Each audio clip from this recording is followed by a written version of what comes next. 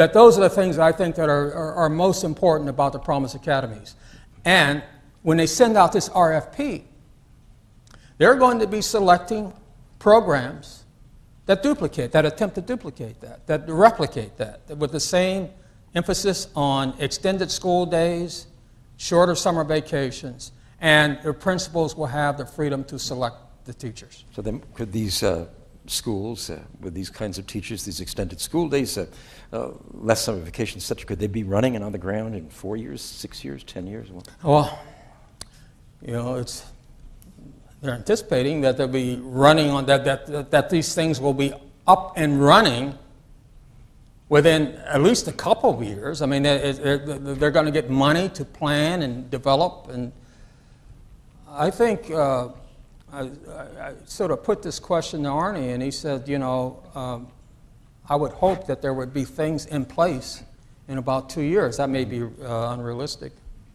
As you point out, over the summer, people in lower socioeconomic class, black, white, whatever, their kids lose ground, where middle class and upper middle class people gain ground because they have all these enrichment activities. Right. So these schools can help with that. But is there a cultural difference here that lower socioeconomic groups in general don't have the same regard for enrichment, for reading, etc.? And if there is a cultural difference there, what could be done about that? Well, Jeff Canada faced that problem. There wasn't much enthusiasm for his program initially because, oh, here's another program. You know, they just didn't have any confidence. And he had to win them over. And after they saw what he was doing, they got excited. Right now, if you go to these neighborhoods, mothers are trying to get into the Promise Academies. They only have 2 Promise Academies, cover 97 blocks. Not all the kids can get in. So we have a lottery. And parents want to get in. Parents say, I want my kids to be educated. They now have confidence that here's a program that could enhance the chances of success for their kids. And that's how you do it. You demonstrate to people that some real success can happen, that there's reason to be optimistic. And a lot of these parents, that is if you get involved in the program, and a lot of these parents now believe in Jeff Canada. And I think that Barack Obama can be very helpful in this respect. When he starts talking about Promise Cities, and he's going to be on the bully pulpit, I think a lot of parents will be listening and will be ready and motivated to move their kids to these schools. By the way, I want to just say something about the lottery losers. I mean, I really felt very, very sorry for them, and Jeff Canada felt very sorry for them. But in the rigorous evaluation of the Harlem Children's Zone, there was a comparison between the lottery losers and the lottery winners. Now, one thing that the losers and winners had in common was their parents wanted to get them educated. Their parents were motivated to get them into good schools, okay? So that's sort of controlled for.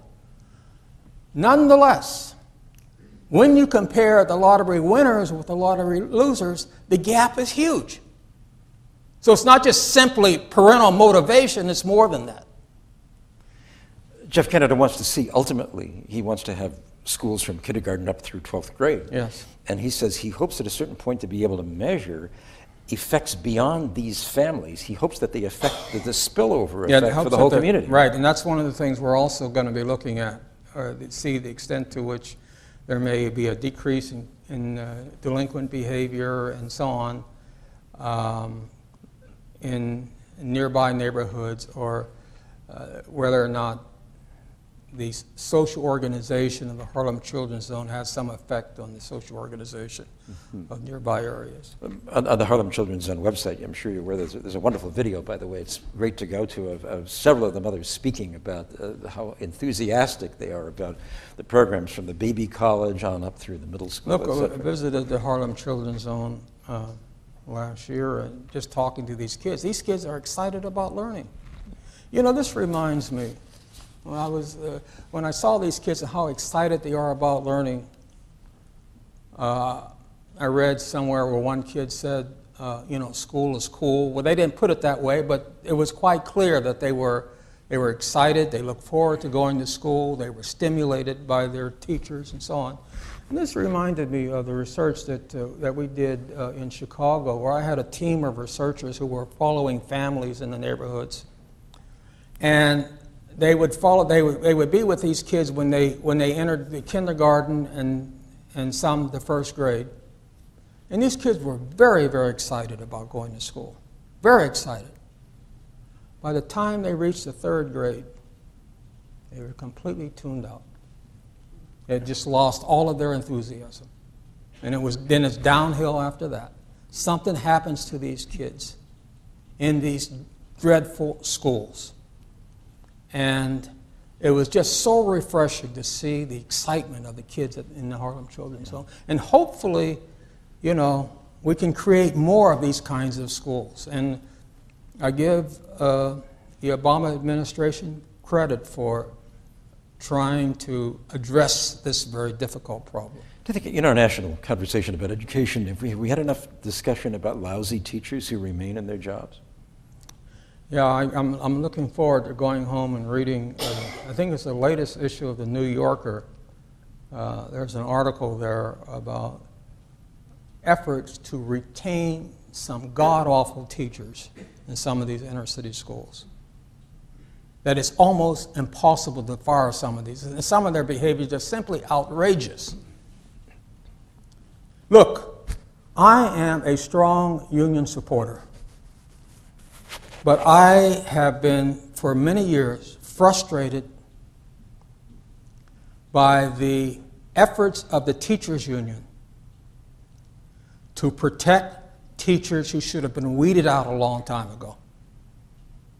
And a lot of these teachers are in these inner-city schools. A lot of the inner-city schools are dumping grounds for some of the worst teachers. And fortunately, Jeff Canada was able to come to grips with that problem. Once he got to charter schools, then he could select his own teacher, work around unions who resist the idea of longer school days, and the teachers were willing to work longer and be with the kids for longer periods of time. It's very, very important. We had an interesting conversation about the Obama administration's support for charter schools. Obama and Arne Duncan have been very, very influenced by what Jeff Canada is doing. And in the stimulus package, they're now saying that if states resist the creation of charter schools, there's money available for charter schools, then the money will not be released. He's trying to create more competition with the regular public schools, so there will be many more charter schools. The question is whether or not he can duplicate some of the success that we see in the Harlem Children's Home and related programs like the KIP program. So what do we do for the young black men in the inner cities who have low skills, who don't have the skills, and now, as you point out, they're now in competition with low-skilled labor from around the world? Manufacturing, a traditional route to making more money and supporting your family, is mostly gone. You also say that employers, both black and white, don't want to hire young black men for the service jobs where you have to meet the customer. Tell me why they don't want to hire them for that, and what are we going to do for these guys? Well, one of the reasons, we interviewed employers in Chicago as a part of our overall comprehensive study of the inner city. And they say, we don't want to hire these guys because particularly the people who are in the service industry said they don't want to hire them even though they may be qualified for positions.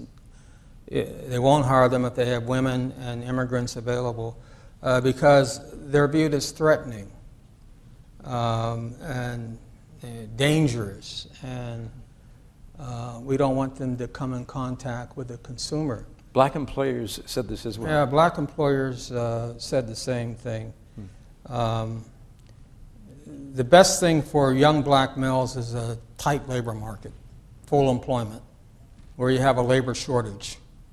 And employers are looking for workers instead of workers looking for employers. The employment rate of young black men increased substantially during the economic boom period of the late 1990s. One reason because of the